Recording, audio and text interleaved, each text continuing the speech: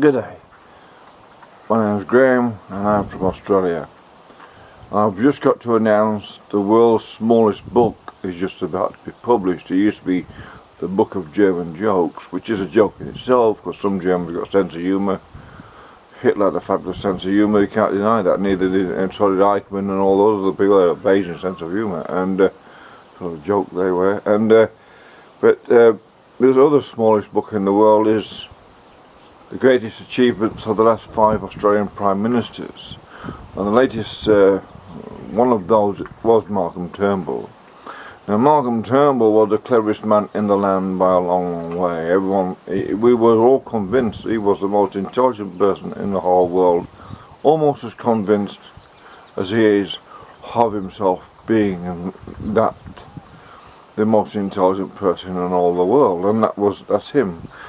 You see, what Malcolm Turnbull did though, and he said, one day I remember very clearly him saying, "Oh, can you trust a Pommy Queen or an Aussie?" Well, there are a lot of queens in England who I wouldn't trust for back in one moment. I mean, I don't know why he said that, because a lot of queens in England, there are a lot of queens everywhere.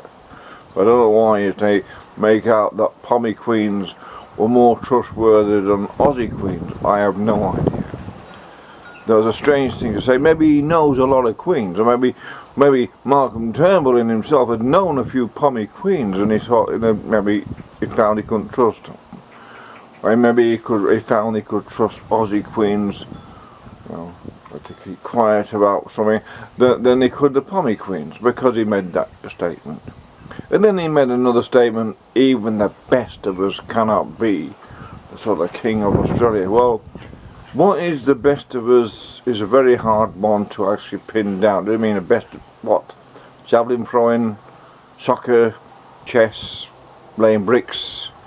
How can you say someone is the best of us? I don't understand that. Never did understand when someone says, "Oh, the best of us." Well, the best swimmer? What? I mean, a lot of people are good at things. All sorts of people are better than others at other things. I think it's the best painter. Let's have the best painter, best actor. What is it?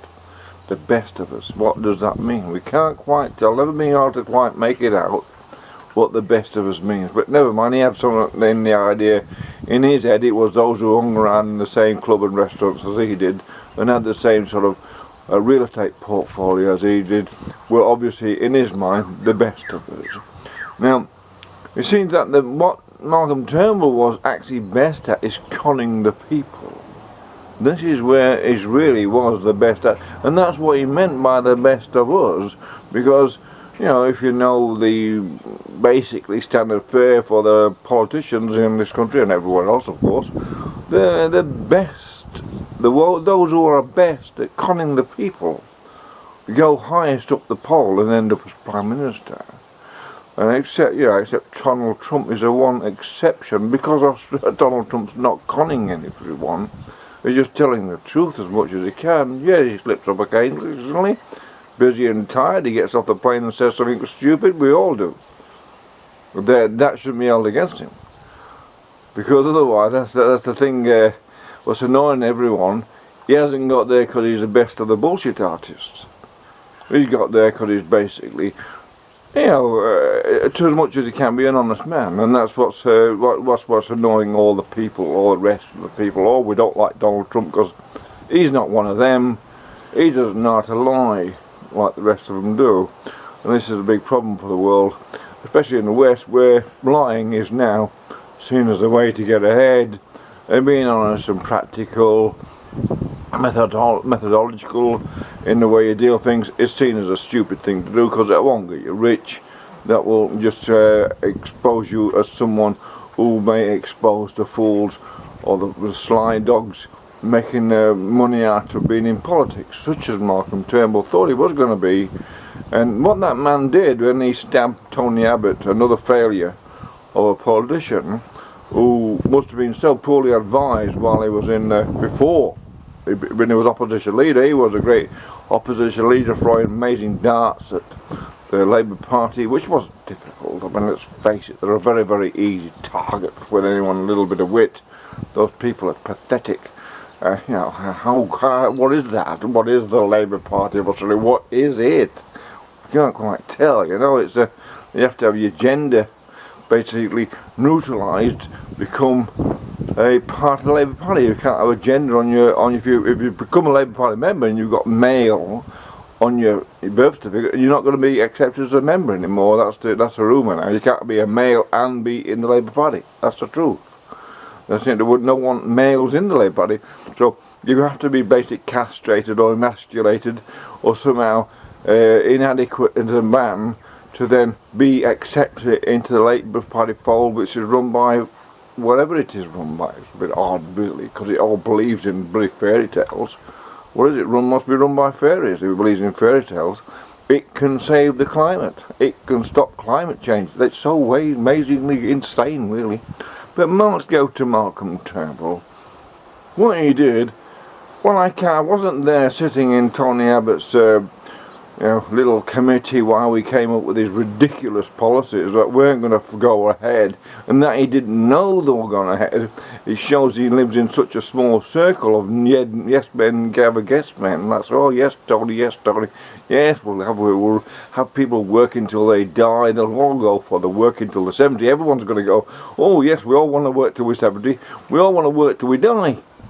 Yes, everyone wants to work till die. That's what the Liberals have conned themselves to believe, that we all want to work till we die. I mean, that's I don't know what's in their heads. Otherwise, in other words, they want society to be slaves to them. That's all.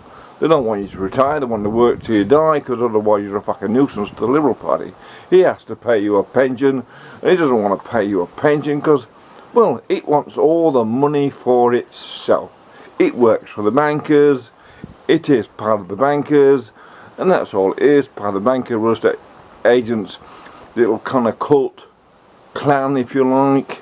That's what it is, and that's all it is. Really small-minded men with big-minded ideas are taking the country backwards as faster than faster than lemmings over a cliff. Really, that's what it's doing. Amazing what they've done. But what Malcolm Turnbull did, he stabbed Tony Abbott in the back, because Tony Abbott was having. Tony Abbott's not that dumb. He's quite a bright man. He hangs in very shallow company, who won't sort of, put any rational, logical, insightful questions into him, because if you're a leader in this country, automatically everyone knows, yes sir, no sir, yes sir, no sir, and that's how it is. I mean, no one questions the leader anymore. You're just all sycophancy all the way to the top, then everyone's sycophantic to you. That's how it is. Unfortunately, that's how it is. Anyway, what Turnbull did, very clever sly dog, he got in, he stabbed Tony Abbott, they sent Tony Abbott a stick of shit, really, when you think about it, sent him out to these policies with that Joe Stocky stick. He wouldn't have a bloody clue about anything, economics or nothing. Oh, go out, Joe, go and attack the pensioners, not get lots of votes, attack people, attack everyone who doesn't live in your street. That's what about it was all it amounted to. Attack everyone, and that's going to get us all. Attack all the people in the door. Go and get a big stick and hit everyone with a big stick who you don't like. Go and that's what we'll go out, kill them all off. That's what the Liberals were thinking when Tony Abbott got in. We'll go and kill everyone off we don't want. Basically, that's what they were thinking. Nuisances to us. They don't like society. In other words, they don't like the rest of the people. That's what they were. But Malcolm Turnbull, I don't know if he likes people or not. He likes to be liked. Whether he likes people or not, I don't know. Really, I know that. But what he did, he stabbed Abbott, because Abbott's having second thoughts about the Paris Agreement, which is the greatest load of shit and tripe ever, excuse the French, I didn't mean to swear there, but it's the greatest load of rubbish ever come up with. That means the Western nations are all punished for being better organised than the undeveloped nations. Because you're better organised, you get punished.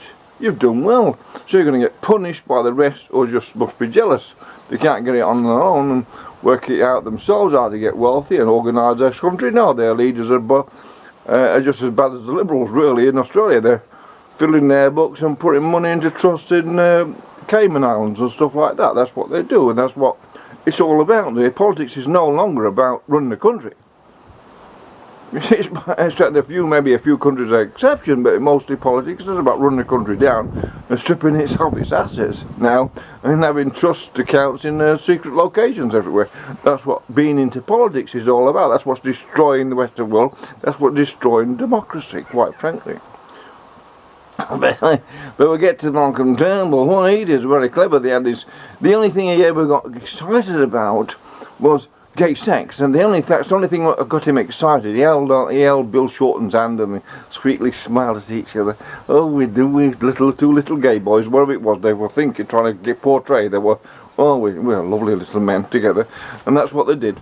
And they love gay sex and they love gay people. Oh, lots of gay people. Got lots of gay people attracted to that sort of employment. That's what they do. They recruit each other. We've known this has been going on for centuries. They recruit each other into little realms so they don't have to work as bricklayers or concreters and stuff like that. I'm not saying there's no gay concreters or bricklayers. I'm just saying how usually those people go into jobs what doesn't get their hands soiled or rough or stuff like that, because you don't want rough hands if you're a gay man. Not really, unless you're sort of into that sort of stuff, but not knocking the gays up to them. So life is life. Everyone takes its course, and that's it. I'm just into having a laugh about what goes on, because sometimes you've got to send it up, because who can take it seriously anymore? The politicians aren't taking things seriously. Malcolm Turnbull didn't take being the Prime Minister sincerely at all. He just wanted to be Prime Minister to prove he could do it. The king of the crowd, if you like. What he did, though, when that referendum for gay marriage, whatever it was, same-sex marriage, they put a barcode on there, and what that barcode means was that everyone who voted no will be seen as homophobic and will not be getting doubtful if they'll be getting promoted up the slippery slope to the higher echelons in the public servants and the big corporations, because they've all got everyone on a big file now. But if you voted no, you're homophobic. If you vote yes, oh, well, you might go for a bit of homosexuality, you're not going to be bothered so much. That's what they're saying. And that's what it is. It was a revolution in a way. Malcolm Turnbull was involved with the revolution against all those people. Whether you like it, it's a financial one. It gives people better security. You vote yes was a political move. It wasn't just seen as taken as something you might have a conscience about or a feeling about. No, it will be held against you by the people. When you look for a job now in Australia and you didn't, if you voted no, well, you're hardly going to be promoted up echelons in the society, especially around some of the places what rule this place. So that's what Malcolm Turnbull did. He must have known this, and he must have known that, done that. And that what they do in Australia, though, like they do in America and everywhere, they take advantage of their own people. They don't rule Australia for the people. They take basically, they used to.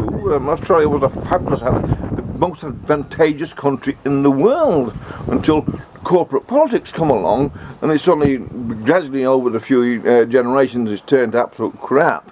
Quite frankly, it's just turned up rubbish, and now all they get these time servers in there in only for themselves and stuff the people. And that's why sort of it's all going to go down the gurgler very shortly with what the Liberal Party are involved with the banks in making sure they're stripping assets off as many people as possible, because they don't have a conscience. They don't care less. Really, it's like, it's like cancer in a way, because it's like arthritis. The country has arthritis. It's attacking itself. It's really bizarre to actually watch, but it's not necessary. It's a fabulous place. It really can. Why we're working longer and longer hours and need more and more traffic jams is because they're inadequate people of being in politics for so long. They can't work anything out of how to accumulate more money and more debt. They want to accumulate more money to themselves, more debt to the people, and they say, hey, we get a surplus. Yeah, the government's got a surplus. They've got a surplus in bank accounts, a surplus of housing, surplus of real estate, surplus of everything. But the people have got a massive debt. So when they say, hey, we've got a surplus, yeah, the government, yes, the politicians have got a surplus, all right, and stuff the rest of you. But that's what Malcolm Turnbull did. So if Malcolm Turnbull ever sees this, and I really don't care, well, actually, you shouldn't have conned us, pal. You should not have conned us that you're going to do this, all this wonderful thing. You have a super brain, no doubt about that, obviously, but you've got no imagination whatsoever. And all, you know, we're going to be an innovative nation. I don't see what innovation is about anything at all. As what's happened over the last 20 years or so, there's been no innovation whatsoever amongst the politicians. In fact, it's regressive. What they've done is quite sad, actually, in a way, because this is a wonderful country and a lot of hard-working people here, and a lot more people coming in to sit in more and more traffic jams created by these people who basically fail the people, such as, I want to be Prime Minister. When they get there, they've got nothing to offer whatsoever, which is a shame. What the thing about that is, though, they've had all that years and years to plan ahead, to come up with an idea or a series of ideas they can present to the people. It may take a while to adjust to, but you've got time. They might have a brand new set of economic ideas and for sort of changes and adapts and makes life easier for people. They don't do that. They don't all the time. The years and years, decades they have waiting to become leader. When they get there, they've just wasted the time. I want to be leader. It's my turn to be leader now. Little kids jumping in queues at a tuck shop or lolly shop. That's all. I want a McDonald's now. That's all it is. Oh, look at me, I'm leader, I'm Prime Minister, and that's it. An empty bag of nothing. What you got? Nothing. Oh, I've just got something. What I've got is this. Oh, I'm Prime Minister now, and my pension and all that things, gold cards, all that goes with it. That's what they want, because they've not brought nothing with them, or anything with them worth having. That's why they keep getting this book, 5 in a row, the smallest book ever. Well, a very, very interesting book, actually. How can you get 5 Prime Ministers in a row and regress the country and economy at the same time? And I mean, that's a silly thing. What? How many Australian Prime Ministers does it take to change a light bulb? Obviously they couldn't know how to change a light bulb. That's the answer to that question. Anyway, my name's Graham, and you can make out what you like about this, but it's a joke, isn't it? Let's face it. It's having a joke on us, all of them. You know, can you trust a pommy queen? Well, probably not. I mean, a lot of pommy queens are just untrustworthy, obviously, but whether you can trust the pommy queens and Australian queens any different from each other, who knows? Queens are queens, aren't they? But Malcolm Turnbull, yep, can't trust him, could you? That's what's wrong. We found out we couldn't trust him, and that's a sad thing, really. He's got to face that now. I find that really, really sad.